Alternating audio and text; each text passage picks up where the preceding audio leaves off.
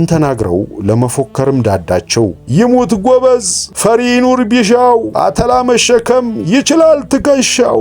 የቀብሩም ስነ ስርዓት ካበቃ ኋላ ህዝቡ በቤተ ክርስቲያኑ ቅጥር ግቢ ከሚገኘው ትልቅ ዛፍ ስር ተቀምጦ የሟች አባት ተነስተው ወገኖቼ ጧሪ ቀባሪ ያሳጣችሁ ውለታችሁን አምላክ ይክፈላችሁ። በእኔ የደረሰው ግፍ በማናችሁም ላይ ድረስ። ልጄ በወገን ጥይት በሀገሬ መሬት ላይ ሲገደል ማየቱ ለእኔ እጥፍ ድርብ ሐዘኔ ነው። ሀገሬ ለእኔ የምትከፍለኝ ውለታ ይህ ከሆነ ምን አደርጋለሁ? ወገን ፍረደኝ ብለው ሲቀመጡ የአስፋውም የህይወት ታሪክ ተነበበ። የሚገርመው የአስፋው አባት ለልጃቸው ሐዘን ደራሽ የተናገሩት ንግግርና የመኮንን ሀጎስ አባት የተናገሩት ንግግር አንድ መሆኑ ነው። የመኮንን አባት ሐረር ቅዱስ ሚካኤል ቤተክርስቲያን ለልጃቸው ቀብር ለተገኘው ህዝብ የተሰማቸውን ሐዘን ሲገልጹ የሀገሬ ውለታ ይህ ነው ወይ? የወቶጎ ውጫሌ አሸዋ የጭናክሰም ሜዳ የጠጣሁት የጨው ውሃ ፍረጅኝ፣ ወጋዴን ፍረጅኝ። ዋ ልጅ በልምጭ ይቀጣል እንጂ ይመከራል እንጂ ይገሰጻል እንጂ ልጅ እንደ ጠላት በጥይት ይመታል በማለት ሐዘናቸውን ገልጸው ነበር። እውነቱም አጠገቡ ተቀምጦ የነበረው የጅማ ክፍለ ሀገር የመምህራን ተወካይ ክበበ በቅርብ አስፋውን በዩኒቨርሲቲ ያውቆ ኖሮ የተሰማውን ሐዘን ዋጥ አድርጎ አስፋው እድለኛ ነው፣ አባት እናቱ ባለቤቱ እኛ ጓደኞቹ ቆመን ቀበር ነው፣ እኛ ግን የራሳችንን መቃብር ቆፍረን የምንቀበርበት ቀን ወደፊት ይመጣል ብሎ ክበበ ከተናገረ ኋላ ክበበና 4 ጓደኞቹ ከጅማ ተይዘው ለምርመራ 3ኛ ፖሊስ ጣቢያ ከቀረቡ ኋላ ከርቸሌ ተወስደው አንድ ቀን አድረው በሌሊት አዋሽ በረሃ ተወስደው የራሳቸውን መቃብር ቆፍረው መቀበራቸውን ሲሰማ በእውነቱ አንዳንድ ሁኔታዎችን ካጀማመራቸው መተንበይ ያስችል ነበር።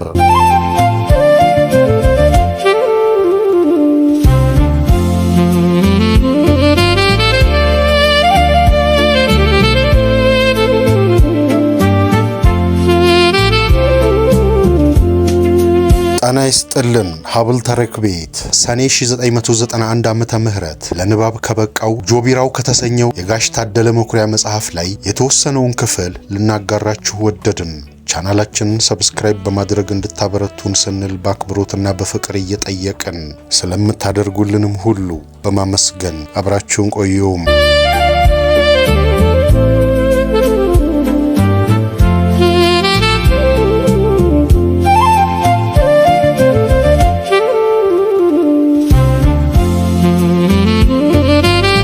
ጎረቤቴ በመስኮት አንኳኩቶ አንድ መምህር በማታው እንደተገደለ አርድቶኝ ተመልሶ ሄደ። ሁኔታውን አምኖ መቀበል አቅቶኝ ቅዠት ነው በማለት ተመልሼ ተኛሁ። ትንሽ ቆየት ብላ ሰራተኛዋ የመኝታ በሬን አንኳኩታ ጓደኛዬ መሞቱን ስትነግረኝ እርግጠኛ መሆኑን አምኜ ከእንቅልፌ ተነስቼ አስክሬኑን ካኖሩበት ስፍራ ሄድኩኝ። የመምህሩን የአስፋውን አስክሬን በትልቅ ጠረጴዛ ላይ ከሆስፒታሉ ክሊኒክ ታዛ ስር በስተምዕራብ በኩል አኑረውታል። ባለቤቱ አለሚቱ የ2 ወር ዕድሜ ያለውን ሕፃን ልጇን በጀርባዋ አዝላ አስክሬኑን እየዞረች ታለቅሳለች። መምህራን ጓደኞቹ ፈንጠር ብለው ቆመዋል። እኔም የአስፋው ሞት አልዋጥልህ ብሎኝ የለበሰውን ጃኬት ግልጥ አድርጌ ብመለከተው የቀኝ ጎን አጥንቶቹ ደቀዋል። የቀረው ሰውነቱ ከሰል መስሏል። በወቅቱ መምህሩን ማን ገደለው ብሎ መጠየቁ አላስፈላጊ ሲሆን የክፍለ ሀገሩ የጸጥታ ሰራተኞች ግን ለምርመራ ጥቂት ቡርጌሶችን ማሰራቸው ከስፍራው ተነገረ። የአካባቢው ሕዝብ ግን የሚያውቀው ነገር ቢኖር በፖሊስ ምርጥ የእግር ኳስ ቡድንና በተማሪዎች ቡድን መካከል በተፈጠረው አለመግባባት አንድ ተማሪ በሽጉጥ ተመትቶ በመገደሉና ሁለተኛው በመቁሰሉ ሁኔታውን በጊዜው ለነበሩት ባለስልጣኖች እንዲያቀርቡ ከተመረጡት መምህራንና ተማሪዎች አንዱ መሆኑን ብቻ ነበር። አስፋውና የቀሩት ተመራጮች ከክፍለ ሀገሩ ምክትል አስተዳዳሪና የለውጥ ሐዋርያ የ10 አለቃ ዘንድ ቀርበው በመረጣቸው ሕዝብ ስም አቤቱታውን ሲያቀርቡ አስፋውም በግንባር ቀደምትነት የሁኔታውን አሰቃቂነት ጠቁሞ በተጨማሪም በአካባቢው ተወልደው ለሚያድጉት ላሉትም ታዳጊ ወጣቶች ሊያስከትል የሚችለውን የስፖርት ስሜት መቀዝቀዝ አስመልክቶ ሲገልጽ ሕዝቡም ከዳኝነት መዛባት ተነስቶ ባለው መንግስት ላይ እምነት ሊያጣ እንደሚችል አስረዳ። በአጠቃላይ ተመራጮቹ ይዘው የቀረቡት አቤቱታ የገደለ ይሙት ወይም ይዳን ለማለት ሳይሆን ዳኝነት ተጓድሏል፣ የሀገሪቱ ሕግ ተጥሷልና ማንኛውም ሰው በሕጉ መሰረት ይፈጸምለት ለማለት ነበር። ምክትል አስተዳዳሪውም ሁኔታውን ማዳመጥ እንጂ አቋም ሊወስድ አልቻለም። በጊዜው ግን በማንኛውም መስሪያ ቤቶች ጣልቃ በመግባት ውሳኔዎችን ይሰጡ የነበሩት በአካባቢው የፖሊስ ባልደረባዎች የተመረጡ ንዑስ ደርጎች በመሆናቸው መምህራን፣ ተማሪዎች፣ የአካባቢው ሕዝብ በትክክል ጉዳዩን ያይልናል ብለው የገመቱት ምክትል አስተዳዳሪውን ስለነበር የሚታየውን ፍርጥርጥ አድርጎ እንዲነግራቸው አጥብቀው ቢጠይቁት የታየውን ሐሳብ በትክክል ለመግለጽ ባጠገቡ የተመደበውን የ10 አለቃ በመፍራት ላቀረቡት መጠይቆች ተገቢውን መልሶች ከመስጠት ተቆጥቦ በማድበስበስ ሲያልፋቸው የ10 አለቃው ግን የተፈጸመው የግድያ ወንጀል በፖሊስ ባልደረባ ሳይሆን በመሬት አዋጅ ባኮረፈ አድሃሪ ነው በማለት ድምዳሜውን ሲሰጥ ተመራጮቹም ገዳዩ ማን መሆኑን ከነሙሉ ማስረጃው ሲያቀርቡለት የሚታየውን ከመግለጽ ይልቅ ስለ ኢትዮጵያ አብዮት በሚል ርዕስ ቅስቀሳ መሰል መግለጫ ሲሰጥ በግሉም ለአብዮቱ ያበረከተውን አስተዋጽኦ ገልጦ በተጨማሪም ከአብዮቱ በፊት የጅማ ክፍለ ሀገር የወህኒ ቤት ዘበኛ በነበረበት ዘመን የተፈጸመበትን በደል ማብራራት ጀመረ። በመጨረሻም ተመራጮቹ ለመረጣቸው ሕዝብ ከባለስልጣኖች ምን መልስ ተሰጠን ተብለው ቢጠየቁ የ10 አለቃ ሰጠኝ በመቻኮል መምህራንን ንቃት እንድንሰጣቸው በጽፈት ቤታቸው እንዲሰበሰቡ ንገሯቸው ሲል ምክትል አስተዳዳሪው በግል ሊያደርገው የሚችለው ነገር ቢኖር አዲስ አበባ ለሀገር አስተዳደር መስሪያ ቤት ደውሎ ሁኔታውን መግለጽ፣ ገለልተኛ የመርማሪ ክፍል በአስቸኳይ እንዲላክ ማሳሰብና ለዋናው አስተዳዳሪ ለሻለቃ ሲመጡ ያቀረባችሁትን አቤቱታ ማቅረብ ይሆናል ብሎ ተመራጮቹን አሰናበታቸው። ምክትል አስተዳዳሪውም በገባው ቃል መሰረት ሁኔታውን ለማጣራት 4 የምርመራ ጓዶች ከአዲስ አበባ መጥተው ተመራጮቹን ሰብስበው ካነጋገሩ በኋላ መምህራኑን ለማናገር ስለሚፈልጉ በጽፈት ቤታቸው እንዲገኙ እንዲያደርጉ ትዕዛዝ ያስተላልፋሉ። ባስተላለፉት ጥሪ መሰረትም በአካባቢው ትምህርት ቤቶች የሚገኙት መምህራን በሙሉ በስብሰባው ተገኝተው ባለስልጣኖቹም ስለመጡበት ጉዳይ ከመናገራቸው አስቀድመው ስለ ኢትዮጵያ አብዮት በሚል ርዕስ የመርማሪዎቹ መሪ ሻለቃ ደበሌ ዲንሳ መግለጫ ሲሰጥ በሀገሪቱ ውስጥ ስለሚገኙት መደቦች ትንታኔውን ያቀርባል። ባቀረበው የመደብ ትንታኔው መሰረትም የወታደሩን ክፍል ከደማደርነት መደብ ሲመድበው መምህራኑን ግን የወቅቱ አብዮት ተጻራሪና አድሃሪያም መሆናቸውን ሲያጋልጥ እነሱ ግን ያውንታም ሆነ የአሉታ መልስ ከመስጠት ተቆጥበው ሲያዳምጡ ሳሉ ሐሳቡን ጠበብ አድርጎ የሥራ ማቆም አድማቸውን ለመበተን ቀንደኛውን አናቱን መምታት ብቻ ነው ብሎ ሲናገር ሁኔታው አቅጣጫውን ለወጠ። ንግግሩን ያጤነች መምህርት ለሻለቃው ንግግር በተረት እንዲህ ስትል መለሰ። ሰውየው ቀደም ሲል ሴቲቱን ለምዷት ኖሮ ባል ከቤት የሌለ መስሎት በጓሮ በር ዘው ብሎ ሲገባ ደንግጣ ብትጮህ ባልተቤት ቢጠይቅ የሚካኤልን ጽዋ አነሳ ብዬ የገብሬን አነሳሁ በማለት መለሰች ይባላል። ሻለቃም ተረት እንደሚወድ ጠቁሞ ባል ሚስትን በልምጭ ሲመታት በተሰቀለው ብላ ብትማጠነው ቀና ብሎ ቢመለከት ጉማሬ አለንጋ ተሰቅሎ ቢያይ ይህ ይሻልሻል በማለት ድብደባው ቀጠለ በማለት ሻለቃው ተረቱን በተረት ሲመልስ በሻለቃውና በመምህራኑ መካከል ነገር ተካረረ። የሐረር ክፍለ ሀገር የጸጥታ ክፍል ሻምበል በነበረበት ወቅት በተማሪዎችና መምህራን ላይ በራሱ አነሳሽነት የፈጸማቸውን በደሎች በዝርዝር ገልጸው ሰዓቱንና ቀኑን በመጥቀስ በሐረር መምህራን ማሰልጠኛ ተቋም ውስጥ ከነ ፖሊሶቹ በመግባት በአንድ እጩ መምህር ላይ ቀይ መለዮ በማድረጉ ብቻ ኮሚኒስት በማለት ኮልት 45 ሽጉጡን መምዘዙን ያስታውሰው እንደሆነ ጠቅሰው ሲጠይቁት እንዴትስ በጥቂት ጊዜ ውስጥ ወደ ሶሻሊዝም ሊለወጥ እንደቻለ እንዲገልጽላቸው በጥያቄ መልክ አቀረቡለት። ሻለቃው ያልጠበቀው ነገር ስለሆነበት በጣም ሲናደድ የሕዝብ ደህንነት በሚል ስም የመንግስት ተቃዋሚ የሆኑትን ክፍሎች አፋኝ ድርጅት ኃላፊ በነበረበት ወቅትም ስለተገደለው የዩኒቨርሲቲው ተማሪ መኮንን ሀጎስ የሚያውቀው ጉዳይ ካለ በማለት በድጋሚ ጥያቄ ሲያቀርቡለት በአጠቃላይ መምህራን ሲአይኤ ናችሁ፣ ሲአይኤ ጥቁርም ሊሆን ይችላል በማለት ኮነናቸው። መምህራንም ባለፈው ዘመን ኮሚኒስት በአሁኑ ጊዜ ሲአይኤ ከሆንን መቼ ነው እውነተኛ ኢትዮጵያውያን የምንሆነው በማለት ቢጠይቁት መልስ ከመስጠት ተቆጥቦ በግል በራሱ ሕይወት ላይ ስለመጡበት ተናዶና ተቆጥቶ ምንም አይነት ውይይት እንደማያደርግ ወስኖ ስብሰባውን ከምንም ላይ ሳይቋጨው ወደ አዲስ አበባ ይመለሳል። በጊዜው መምህራን በወንጀለኛነት ያቀረቡት ባለስልጣን በደርግ ውስጥ የአስተዳደር ክፍል ኃላፊ አጼ ኃይለ ሥላሴን ከዙፋናቸው ያወረዳቸው እሱ መሆኑ ቢነገርም ቀደም ብለው በሚያውቁት ዘንድ ከድል አጥቢያ አርበኛ ሌላ የሰጡት ስም አልነበረም። በአካባቢው ስለተፈጠረው ውዝግብ መፍትሄ እንዲፈልጉ የተላኩትን የመርማሪ ጓዶች መርቶ የመጣው ባለስልጣን እርሱ ራሱ እንደ ወንጀለኛ በመቆጠሩ የመጡበትን ጉዳይ ሳይቋጩት ተመልሰው ወደ አዲስ አበባ በሄዱ በሁለተኛው ቀን የፖሊስ ሄሊኮፕተር ለመጀመሪያ ጊዜ ወደ አካባቢው ትመጣለች። እንደ አጋጣሚ የአውሮፕላን ማረፊያው ከከተማው መካከል በመሆኑ ህዝቡም ቀደም ሲል ያላየው ስለሆነ አንድ ነገር እንደሚፈጠር ለመገመት ለማሳየት ያስችል ነበር። መምህራንና ተማሪዎቹም ከጥንት የሻለቃው ሕይወት ታሪክ ተነስተው እንደለመደው አነጣጣሪ ተኳሽ ላከብን በማለት ሲተቹት፣ ቤተሰብም ልጆቹን በጊዜ ወደ ቤት እንዲመጡ ሲያስጠነቅቁ፣ ከፖሊስ መስሪያ ቤት የቅርብ ዘመድ የነበራቸውም ክፍሎች እናንተ ልጆች ራሳችሁን ጠብቁ በመባል ምክር የተለገሳቸውም ነበሩ። ያም ሆነ ይህ ግን ከወገን ጠላት ማምለጥ አይቻልምና ሄሊኮፕተሯ በመጣች በሁለተኛው ቀን መምህሩ ተገደለ።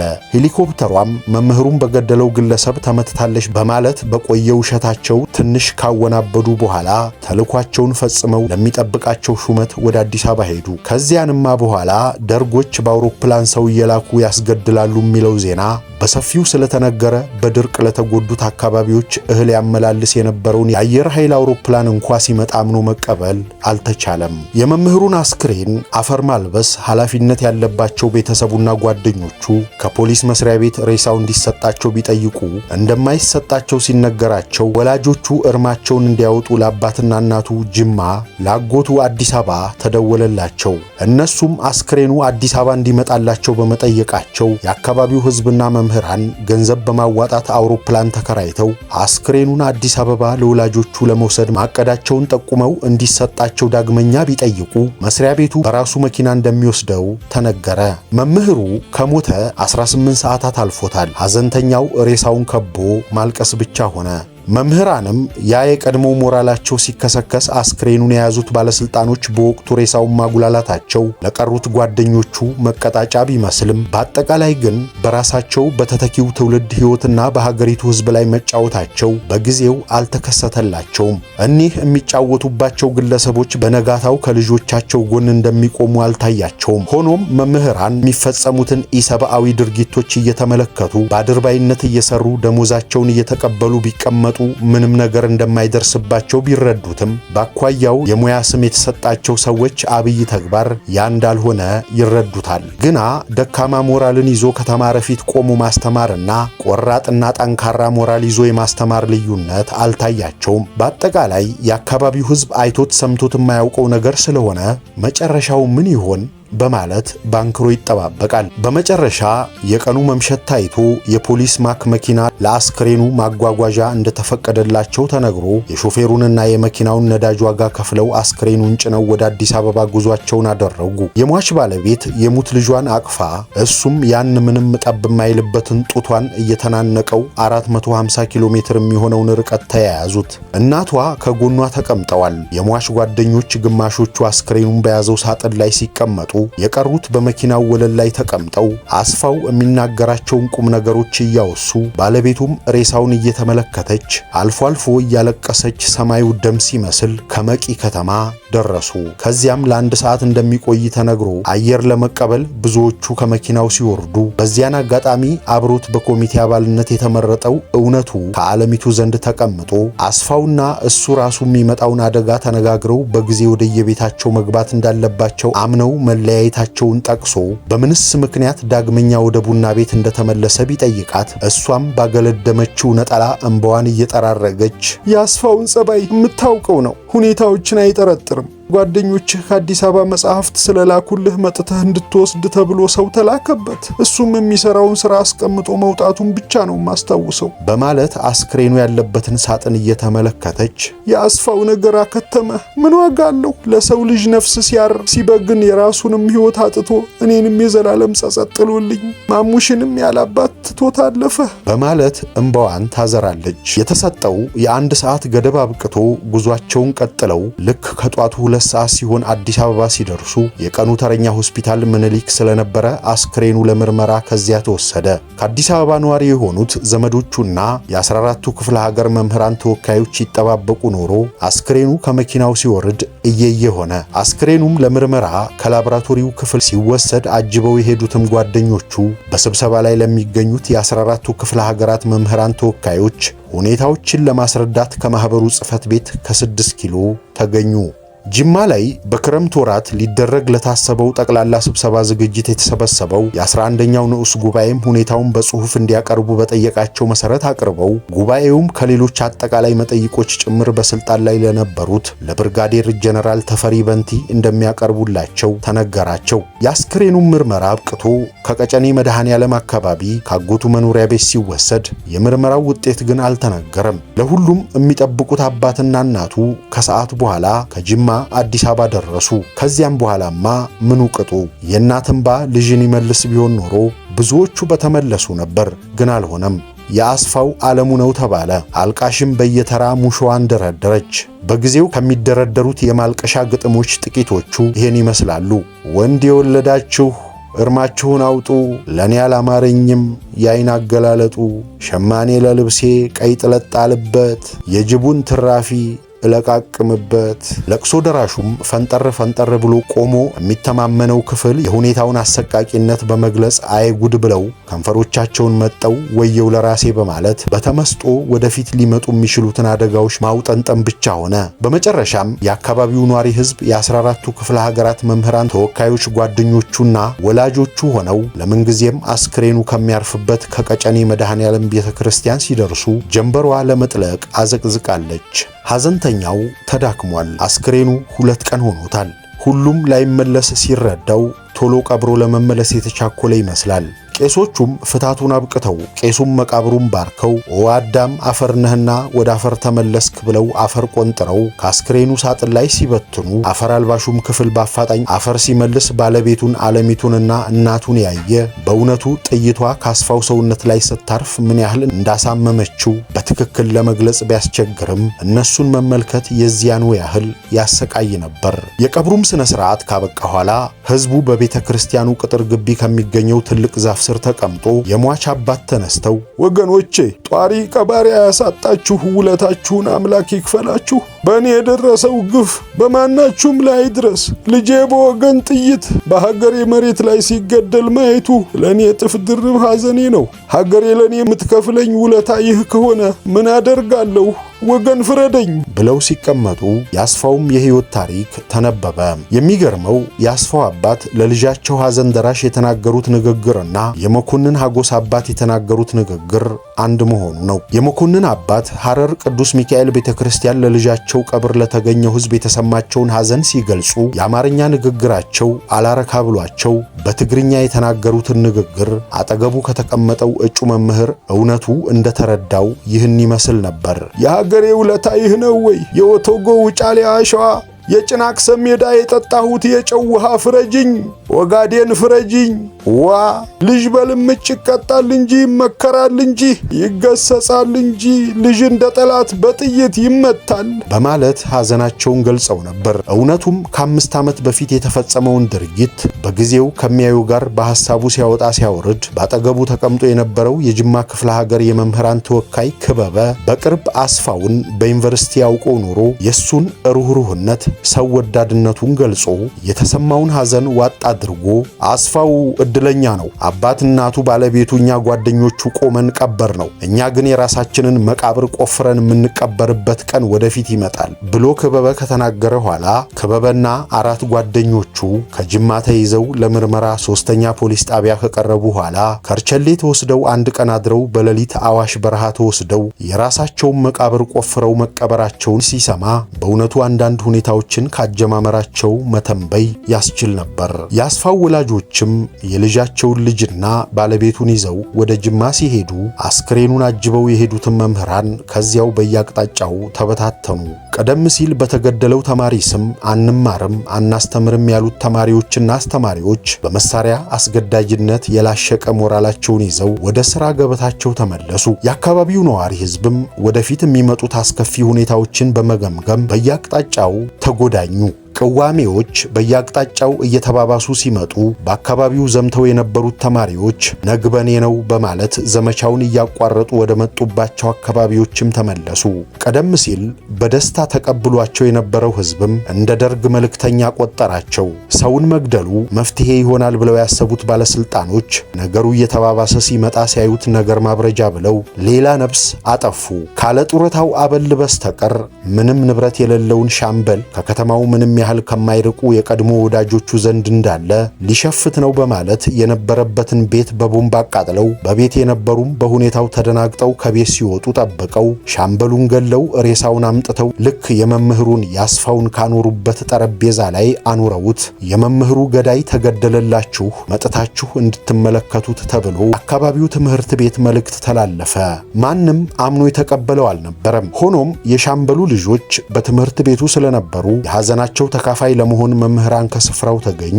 እውነቱም ከጓደኞቹ ጋር ቆሞ ሁኔታውን ባንክሮ ሲመለከት የቀበሌው ነዋሪ የሆኑት አዛውንት ለብቻው ነጠላ አድርገው ወስደውት ልጄ ይህንን ነገር አምነህ ተቀበልከው? በፍጹም እንኳንስ እኔ የ3 ዓመት ሕፃን አምኖ አይቀበለውም ሲላቸው ጎሽ ብለው እየተገላመጡ ከስፍራው 50 ሜትር ርቀው ወስደውት ስማ ልጄ እንደው ስበሳችን ደም ሊያቃቡን እንጂ አሰፋ የልጆቹን አስተማሪ አይገልም። እኔና አሰፋ በፖሊስ ሰራዊት ውስጥ ለ30 ዓመት ሰርተናል።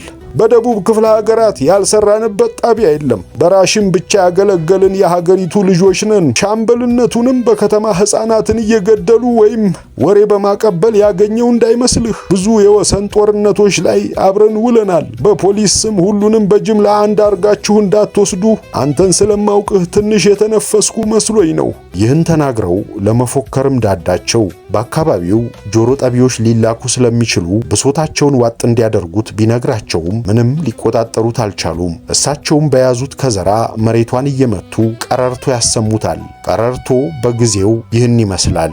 ይሙት ጎበዝ ፈሪ ይኑር ቢሻው አተላ መሸከም ይችላል ትከሻው። እሱም ሊያጽናናቸው ሞከረ። እሳቸውም መልሰው እኛስ የደጉን ዘመን ኑረ ነው የመከራውንም ዘመን እጅ ለእጅ ተያይዘን አለፍ ነው። የእናንተ ግን በጣም የሚያሳዝን ነው። ወገን ወገንን ልጆች አብረው እየዋሉ አባትን መግደል ከየት የተገኘ ትምህርት እንደሆነ አልገባኝም። ሕዝባችን ጥሩ ወግና ባህል አለው። ጥፋተኛን በዘመድ በሀገር ሽማግሌ መምከር ማስመከር ትልቁ የህብረተሰባችን ችግር መፍቻ ዘዴያችን ነው። ሩጦ መሳሪያ በወገን ላይ ማንሳትን ያየነው በእናንተ ዘመን ነው። የዘመኑ መኮንኖችን በቀላሉ ከሚፈጽሟቸው ተግባሮች መረዳት ይቻላል። በእኛ ጊዜ እርስ በርስ መጠራጠሮች አልነበሩም። ለማንኛውም ለምትቀርባቸው ይህ በአሰፋ ላይ የተነሳው የውሸት ወሬ መሆኑን አስረዳቸው ብለውት ተለያዩ። የመምህሩ ገዳይ ተገደለ በማለት በሬዲዮ ተነገረ። በአዲስ ዘመን ጋዜጣም ታትሞ ወጣ። ለአካባቢው ሕዝብ ግን ሶስተኛ ሐዘኑ እንጂ ደስታው አልነበረም። የተነገረውን የውሸት ፕሮፓጋንዳ አምኖ አልተቀበለውም። መምህራንና ተማሪዎች ለሻምበሉ ቤተሰብ የተሰማቸውን መሪር ሐዘን ገለጹ። የአካባቢው ነዋሪ ሕዝብም ለወትሮ በሞት ለሚለዩት ወገኖቹ የሚያደርገውን በሙሉ አደረገ። ግና በወቅቱ ማንም መልስ ያላገኘለት ጥያቄ ቢኖር መምህሩንና ጡረተኛውን ምን አገናኛቸው የሚለው ነበር። በወቅቱ ከተነሳው ዜና እንደተሰማው የደርግ አባል መስሎት ገደለው ተባለ። የማያረጅ ውሸት። መኮንንን ማን ገደለው ብሎ የሐረር አካባቢ ሕዝብ ሲጠይቅ አንድ ትምህርት ቤት የሚያስተምረውን መምህር እንደ ገዳይ አቀረቡለት። አስፋውንም እንደገደሉ ሌሊት አንዱን መምህር እንደ ገዳይ ለማቅረብ ሞክረው ነበር። እንደ አጋጣሚ የያዙት መምህር በአካባቢው የማይኖር ለዳግመ ትንሣኤ ወላጆቹን ለመጠየቅ በዕለቱ ከአዲስ አበባ የመጣ መሆኑን ሲረዱት ውሸቱ የማይሰራ መሆኑን ሲገነዘቡት አውጥተው ይለቁታል። ከዚያም በኋላ ነው የሚገሉትን ሰው ማደን የጀመሩት። ሻምበሉም በአካባቢው በጀግንነቱ የታወቀ ስለሆነ ተፈልጎ ተገደለ።